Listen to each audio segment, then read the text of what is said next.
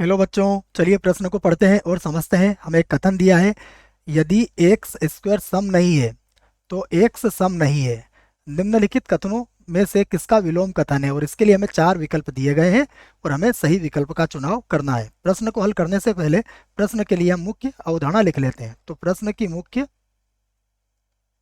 अवधारणा, मुख्य अवधारणा में हम विलोम कथन को समझेंगे कि किसी भी कथन का विलोम कथन किस प्रकार ज्ञात किया जाता है। उसके पहले हम मुख्य अवधारणा लिख लेते हैं। तो मुख्य अवधारणा,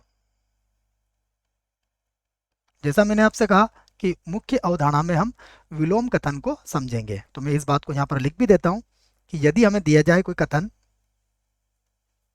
कथन यदि P तो Q, और ये मान लीजिए हमें कोई कथन दिया गया है, तो का विलोम कथन का विलोम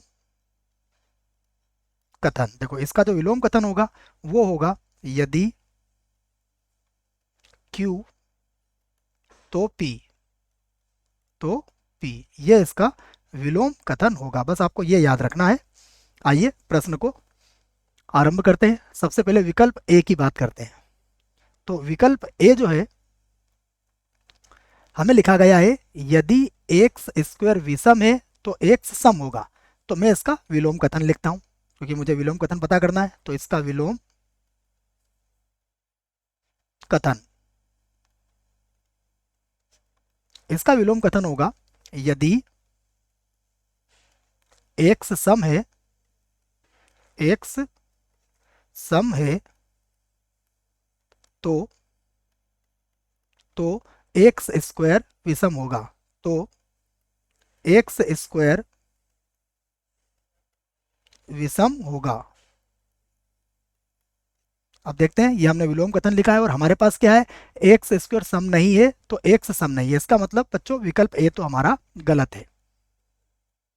विकल्प बी के लिए हम इसका विलोम कथन लिखते हैं। विलोम कथन विकल्प बी का, तो यह आएगा एक्स स्क्वायर सम नहीं है। इसी बात को लिखूंगा मैं, यदि एक्स स्क्वायर सम नहीं है, सम नहीं है तो एक्स सम नहीं है, तो एक्स सम नहीं है। इसे देख लेते हैं, यदि एक्स स्क्वायर सम नहीं है तो एक्स सम नहीं है। इसका अर्थ यह हुआ बच्चों कि यह विकल्प हमारा बिल्कुल सही है। परंतु बच्चों हम सी और डी को भी लिख लेते हैं, हो सकता है बी और सी के बारे में भी आपको जानकारी इसमें मिल जाए। तो मैं विकल्प सी का विलोम कथन लिखता हूं। देखो विकल्प सी के लिए विलोम कथन, विकल्प सी का विलोम कथन होगा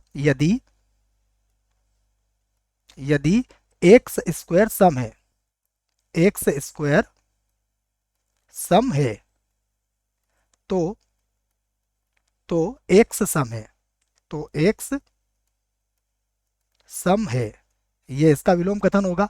और हम डी के लिए भी इसका विलोम कथन लिख लेते हैं। तो मैं फिर से लिखता हूं, डी के लिए विलोम विलोम कथन। ठीक है बच्चों, विलोम कथन को एक बार और लिख लेते हैं। यहाँ से इसको मैं एक बार और लिख देता हूं जिससे कि अच्छे से समझ में आ जाए बात। यथा विलोम, बच्चों थोड़ा सा और गड़बड़ हो गया है, इसको दोबारा लिखना पड़ेगा।